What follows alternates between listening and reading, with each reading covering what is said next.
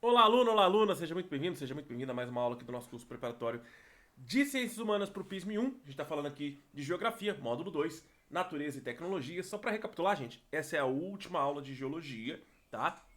Para a gente entrar na próxima aula falando sobre clima. Depois a gente vai falar sobre domínio morfoclimático e biomas, tá bom? Vamos lá então para tipos de solo do Brasil. Os principais tipos de solo do Brasil a gente vai observar entendendo que aquele ciclo de rocha gera inúmeros sedimentos e o solo nada mais é que rocha sedimentar. O solo é formado por sedimentos de rocha. E esses sedimentos de rocha eles têm camadas e eles têm tipos. E esses tipos são feitos através de características é, químicas, características de cor, características de textura. Tá? Tem alguns critérios para que a gente possa observar isso. Aqui no Brasil, por exemplo, a gente tem a famosa terra roxa, né, que é um erro de tradução aí, do espanhol para o português. Durante o período da União Ibérica, por exemplo, nós tivemos a descoberta dessa terra, feita por alguns espanhóis do território brasileiro, ali no cultivo do café, no oeste paulista e nos estados do sul do Brasil. E a terra roxa não tem esse nome originalmente, né? O nome dela é terra roja. Roja em espanhol é vermelho. E os portugueses ouviram isso e transformaram em roxa. Né? Essa é uma terra avermelhada, é uma terra feita de sedimentos vulcânicos, ou seja, sedimentos de rochas magmáticas extrusivas. E essa terra ela é muito fértil, principalmente aí para a produção do café na região aí do oeste paulista, tá? Então, os solos são uma das principais áreas de estudo da geografia e da agronomia, pois apresentam camada superficial da crosta terrestre, né, a camada ali da litosfera, onde ocorrem processos de formação e interação entre os componentes orgânicos e inorgânicos. Como eu já disse, a classificação do solo pode ser feita com base em diversos critérios, isso inclui textura, composição química e origem, e também a cor do solo. Vamos começar sobre o primeiro solo, o mais famoso, o solo argiloso. O solo argiloso são ricos em partículas pequenas de argila, o que se torna bastante coeso e retentor de água. Por ser retentor de água, ele evita que a água se espalhe, que a água penetre no solo. Ele absorve boa parte dessa água, né? Então o solo argiloso ele é bom para alguns tipos de cultura. Ele não é muito bom para a maioria das culturas das partes agrícolas. Quando eu falo cultura, gente, é produção agrícola, tá?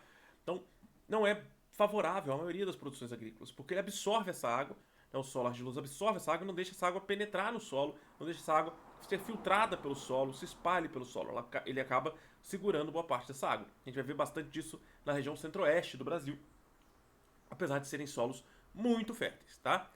O solo arenoso é o segundo mais famoso que a gente vai ter. A gente vai encontrar bastante no nordeste do Brasil, a gente vai encontrar bastante em áreas arenosas, né, áreas áridas e semiáridas também, né, por causa do clima. A gente vai encontrar esse solo arenoso. São compostos principalmente por partículas maiores de areia, né? A areia, lembrando, é um sedimento de rocha mais popular que a gente vai encontrar, né? O que resulta em boa drenagem e aeração, que a água consegue penetrar e passar por esse solo. Né? Quem nunca brincou aí na areia da praia, né? A areia do solo arenoso é um pouquinho mais grossa que aquela areia da praia, mas ela consegue, você vê que ela absorve boa parte da água, a água consegue passar por ela quase que diretamente, ela passa por ela de vez, absorve uma parte, mas a maior parte acaba sendo ultrapassado por esse solo. É um solo muito aberto, muito aerado.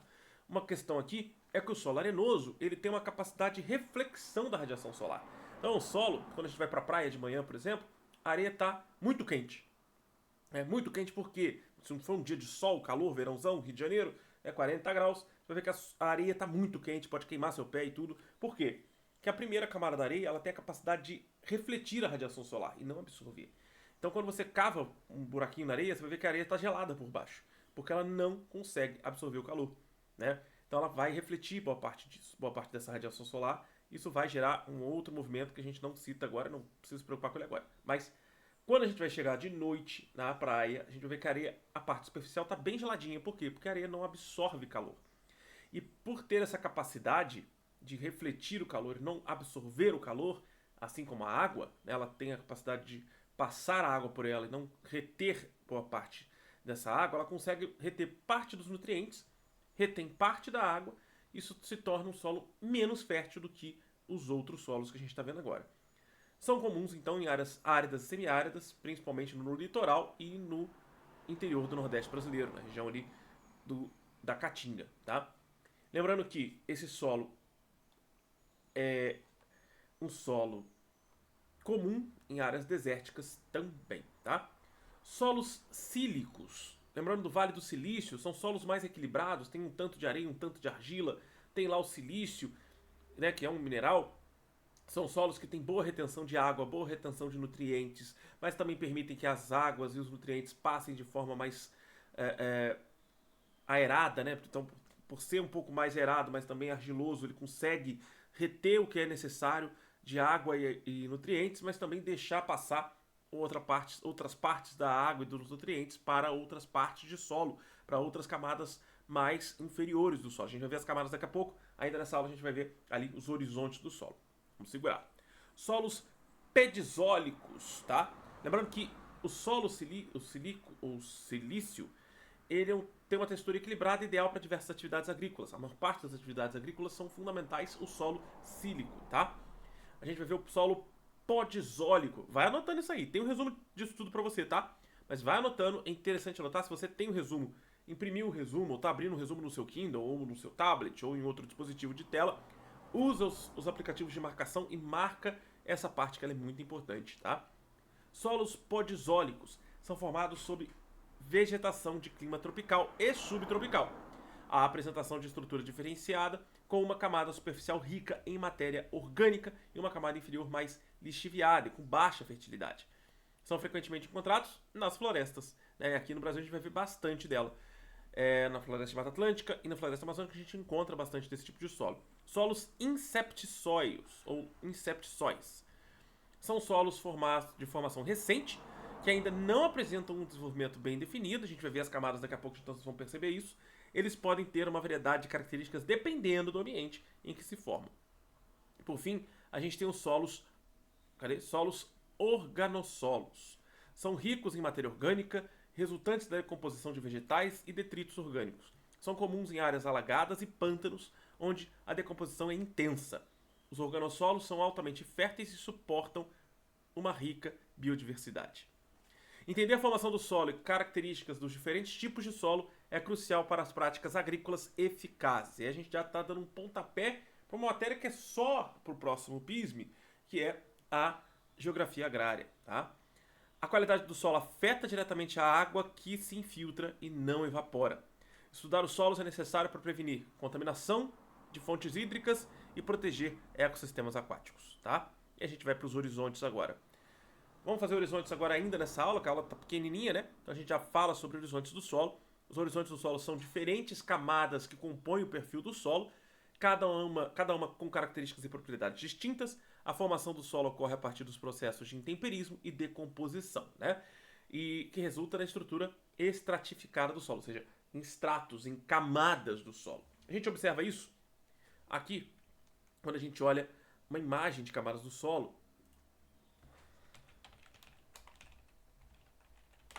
Eu vou já disponibilizar para vocês.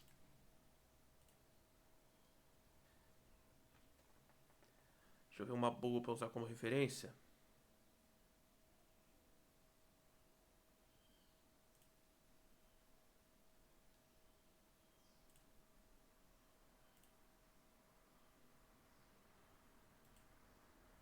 Vou usar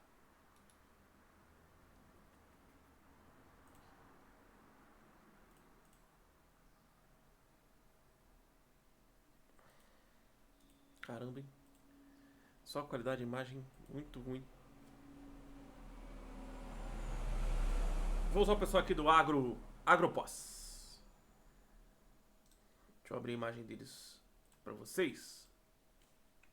Que nós temos também no nosso resumo, mas eu acho que aqui fica um pouco mais claro para a gente observar, tá? Vamos lá. Ó. Perfil de solo. Então nós temos alguns perfis de solo. Ele fez quase um formato de pirâmide, né? Mas a gente vai ver que a primeira camada do solo, a gente vai encontrar matéria orgânica. Ali a gente encontra material em decomposição, os principais nutrientes, a gente vai encontrar grama, né? A gente vai encontrar a vegetação, a floresta, as árvores, os arbustos, pedras soltas, né? Que são pequenas rochas de sedimentos um pouco maiores. A gente vai encontrar o ser humano vivendo, o ser humano ocupando, degradando, plantando, cultivando. A gente vai ver animais vivendo, se alimentando dessa primeira camada. Então a matéria orgânica, ela se concentra nessa primeira camada, que essa primeira camada é o horizonte A, tá? Então, a gente encontra ali nesse primeiro horizonte, nessa primeira camada, essa primeira estrutura, o horizonte A, matéria orgânica e inorgânica. Ali a gente encontra pedaços maiores de rocha, a gente encontra muitos pedaços arenosos, argilosos, a gente vai ver alguns animais vivendo dentro desse solo, né? Minhoca, topeira, coelho, alguns bichos que fazem suas tocas ali nessas áreas, né? Que vivem de nutrientes e alimentos ali naquela região do horizonte A. O horizonte B é uma zona de acumulação, né? A gente observando isso, a gente vai ver, por exemplo, que no horizonte zero, tá? No horizonte zero, que é o que concentra a matéria orgânica, ele é um horizonte orgânico, tá? Então ali onde está escrito matéria orgânica, é o horizonte O, ou horizonte zero, que é de concentração orgânica. Esse é o horizonte superior do solo, predominantemente composto por matéria orgânica, de decomposição, tem folhas, plantas, raízes e organismos. É a camada mais rica em nutrientes e favorece a atividade biológica, né? Servindo como importante local para a formação do humus, que é crucial para a fertilidade do solo. O horizonte O é particularmente espesso em solos sob floresta. Tá? O horizonte A, que é esse horizonte superior, que é esse horizonte com matéria orgânica e inorgânica, que já apresenta pedaços de rochas um pouco maiores, que alguns animais conseguem cavar, viver, criar suas tocas, criar seus ninhos. Esse horizonte A é a camada abaixo do horizonte O, né, obviamente, e é também rico em matéria orgânica, mas com uma maior proporção de partículas minerais. Né, a gente vai encontrar pedaços de rocha um pouco maiores com alguns minérios encontrados. É frequentemente chamado de horizonte da sujeira, né, ou upsoil. Esse horizonte é vital para a agricultura, pois é onde a gente vai encontrar a maioria das raízes das plantas que se desenvolvem. Ele é rico em nutrientes essenciais para essas raízes. Então ali as raízes se fixam. Ele é um solo que é mais sólido do que o solo do horizonte zero, do horizonte O, do horizonte orgânico. A gente vai ver que o solo, por ser um pouco mais rígido, ele tem ali as raízes um pouco mais fortes fincadas nele. E a gente vai ver também que nele tem alguns nutrientes fundamentais para essas raízes existirem ali, tá? Pode ser um pouco mais escuro devido à presença de matéria orgânica, né, do que os solos que virão abaixo. O horizonte E, logo abaixo, ali na nossa imagem não tem horizonte E, tem horizonte B, né? Entre o B e o A existe o horizonte E, que é um horizonte de lixiviação. Ele é presente em alguns perfis de solo apenas e é caracterizado pela lixiviação, onde minerais e nutrientes são removidos devido à movimentação da água através do solo. Ele é um solo de filtragem, ele é uma camada que filtra a água através ali da existência desses minerais e nutrientes. E aí, esses nutrientes e minerais acabam se perdendo ao longo do processo de filtragem da água. Tá? Essa camada pode aparecer mais clara em cor e é frequentemente associada aos solos de florestas tropicais. Tá? Ele tende a ser menos fértil, obviamente, por ser lixiviado. Tá? Quando a gente fala de lixiviação, a gente está falando de solos menos férteis. No horizonte B, a gente está vendo lá no desenho, né? O horizonte B, ele é um horizonte de zona de acumulação. Isso quer dizer o seguinte, que nesse horizonte de acumulação é a camada onde ocorre o acúmulo de nutrientes e minerais que foram lixiviados na A e na E, ou seja, na camada E e A, esse solo foi lixiviado, então os nutrientes e os minerais acabam se acumulando bastante no horizonte B. É conhecido como horizonte de acumulação e é tipicamente mais denso, ou seja, mais firme e rico em minerais, como óxido de ferro, por exemplo. Ele tem, nesse horizonte, ele pode ter uma área importante para a vegetação, pois ele fornece nutrientes. Então, algumas raízes ainda vão até ele. Tá? Então, raízes tropicais, por exemplo, de uma vegetação mais alta, mais elevada, ela vai fincar até o final, até o horizonte B. Porque no horizonte C, a gente tem o famoso horizonte maternal, tá? Que é o horizonte composto por rochas parcialmente desintegradas. Você vai ver que tem muito mais nítido, né? A formação de rochas, tem muito mais nitidez as pedrinhas ali, né? Porque são rochas mais firmes, é um solo muito mais firme, ele está conectado à rocha-mãe, que é essa última camada, tá?